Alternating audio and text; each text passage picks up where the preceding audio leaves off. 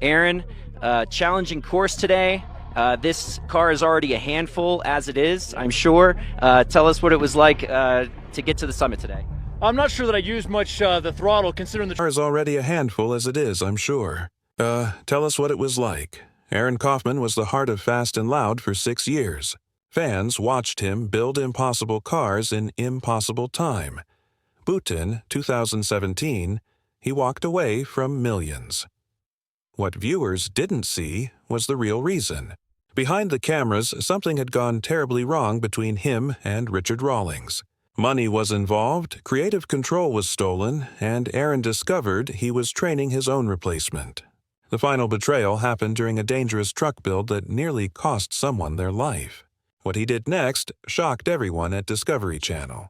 Aron Kaufman was born on January 26, 1982, in Crowley, Texas. He didn't grow up with much. His father, David Gerald Kaufman, worked 12-hour days as a mechanic, making just $850 an hour back in 1992. The family lived in Asmal Trailer Park, and Aron had to share a tiny room with his younger brother, Jared. But even in that rough place, something unusual started happening. When Aron was just 10 years old, he took apart their broken lawnmower using a kitchen knife and a screwdriver. He didn't just fix it, actually made it work better.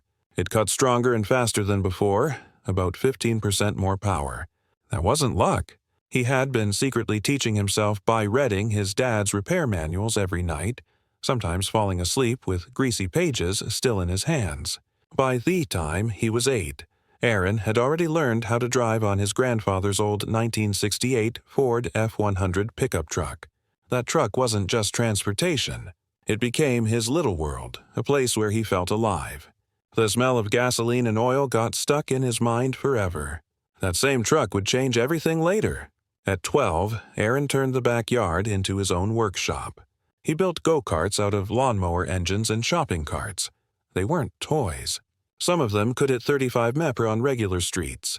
He taught himself welding using a borrowed stick welder. But then came his first real accident. In December 1994, one of his homemade exhaust systems blew up while he was testing it. Molten metal burned his arm so badly he needed 23 stitches. His right arm, his dominant one, was useless for 6 weeks. His mom wanted to take away his tools, but Aron had already hidden more in an old shed behind the trailer. That same week, just 3 days before Christmas, the family had to spend their entire $200 holiday money on hospital bills instead of gifts. That memory stayed with him for life. When he got to high school in 1998, Aron stopped showing up. He missed 127 days out of 180 in one school year. He wasn't lazy, he was working. For just $425 an hour, he fixed cars and unlicensed auto shops all around Dallas County. At 16, he took on a transmission rebuild that 3 certified mechanics said was impossible. Aron did it in 11 hours and earned his first proper paycheck of $200. One day, the school principals searched his locker and found $1,400 in crumpled bills from weekend repair jobs. That was more than what most adults made in Crowley in a whole month. His shop teacher saw the gift Aron had and secretly helped him stay in school by lying about his attendance. At night, Aron would sneak out through his bedroom window and fix engines with a flashlight. He'd come home covered in oil and with burn marks on his arms. His parents thought he was hurting himself, but the truth was much deeper. At 18, in January 2000, Aron dropped out of college after just 1 semester. Even though he had a 3.7 GPA and a partial scholarship worth $3,200 per year, his dad was crushed. He had been working extra shifts just to pay for that tuition. But Aron had already made up his mind. He was done with classrooms. One of his engineering professors had called his custom transmission design unrealistic. Even though Aron had built it in real life using only $50 in junk parts, what no one knew was that Aron was already $4,800 in debt from buying tools, borrowing from loan sharks who charged 28% interest. His dropout meant the family lost power in their trailer for 3 months. They lit candles at night while Aron searched for paying repair jobs to keep them afloat. Later that year, on September 12, 1999, Aron took a huge risk. He raced a dirt bike he had modified himself. It had 78 horsepower, far more than its original 46, while trying to jump a 15 FT ravine at 65 mph. He crashed. He shattered his right wrist in 3 places. Doctors had to put in 2 titanium pins and a cast. The surgery cost $8,400. The family didn't have that kind of money. They had to sell the one car they still owned, the same 1968 Ford F-100 that started it all. By 2002, something incredible happened. At just 20 years old, Aron met a guy named Richard Rawlings at a Dallas garage. Richard saw the way Aron worked and offered him a spot at his new shop, Gas Monkey Garage. That was the start of a 15-year partnership that would change both of their lives. Aron became the lead fabricator. Gas Monkey had already existed for years, but Aron's steady hands and creative mind turned it into something real. He wasn't just fixing cars. He was building the whole foundation of a brand that would soon be on TV. In 2008, Aron took on a rusted 1968 Chevrolet Corvette. As one of his first major projects, he rebuilt the Ford 27 big block engine, crafted new exhausts, and restored everything by hand. The car sold for $58,500 after only costing $8,500 to buy and fix. That $50,000 profit proved that Aron was more than just a gearhead. He was a business genius. 2 years later, in 2010, he tried something even crazier. He took a 1970 Dodge Charger body and merged it with a Viper V10 engine. It was so difficult that they nearly lost the shop over it. The electronic systems didn't match. The costs exploded, and at one point Rawlings thought about shutting down for good. But when the car finally came together, it won Best Modified Classic at the Dallas. In 2011, Aron restored a 1972 Mustang using mostly recycled parts, including a 351 Cleveland engine from a wrecked Torino and seats from 3 different cars. But when safety inspections revealed that some parts were too worn out, Aron and Rawlings clashed hard. Aron accused him of caring more about profits than safety. It led to their first major argument and a whole new set of rules. The most dangerous moment came in October 2011. Aron took his modified 1969 Chevy C10 to a drag strip. The truck had 720 horsepower. On one run, the engine exploded at over 6,800 RPM, sending metal flying everywhere. A woman named Maria Rodriguez was hit in the shoulder. She needed 18 stitches. Gas Monkey got sued for $75,000. The insurance company refused to cover it. Aon paid her bills out of his own pocket. That crash made him stop racing for 2 years. Aron Kaufman's journey with Fast and Loud started in June 2012. And right from the beginning, it pushed him to his absolute limit.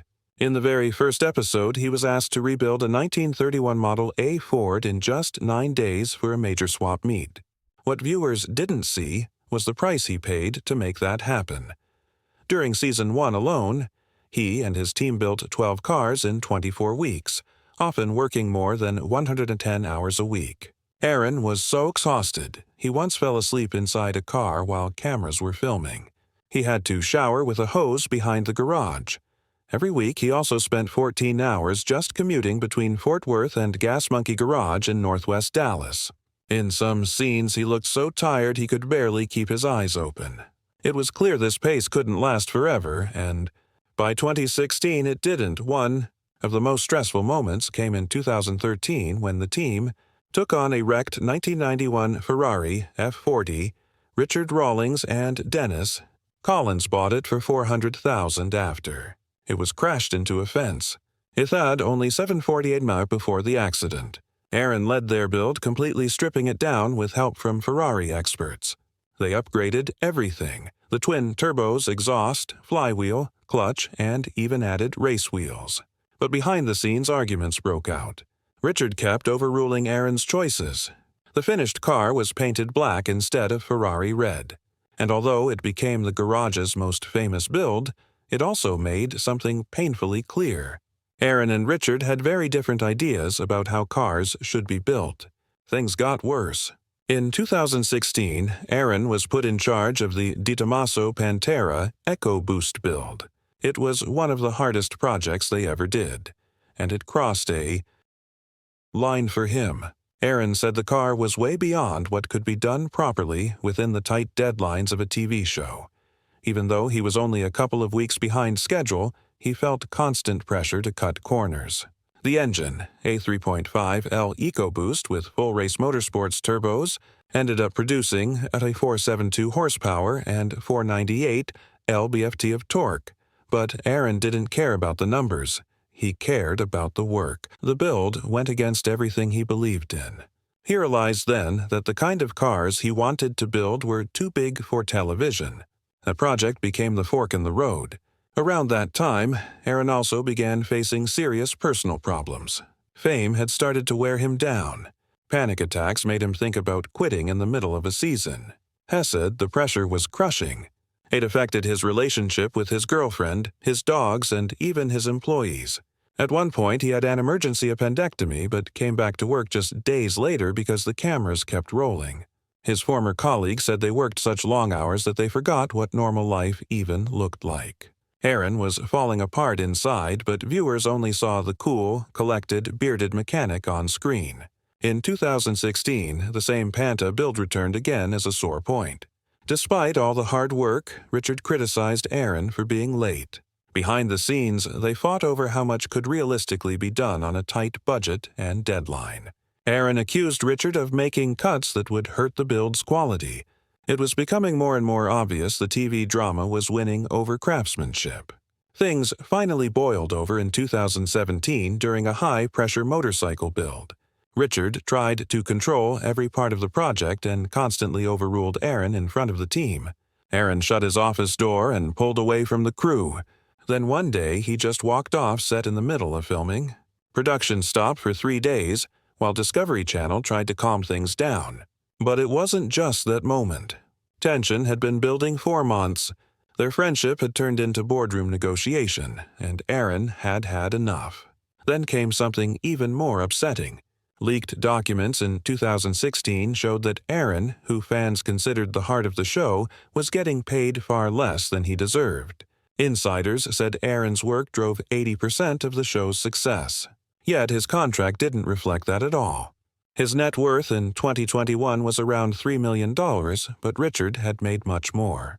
Aron later found out he was even training mechanics who were being groomed to replace him. That was the final insult. He realized he had been financially and creatively exploited. In 2017, he finally called it what it felt like, a creative prison. On a podcast, Aron said the garage had become a TV set, not a place to build real cars.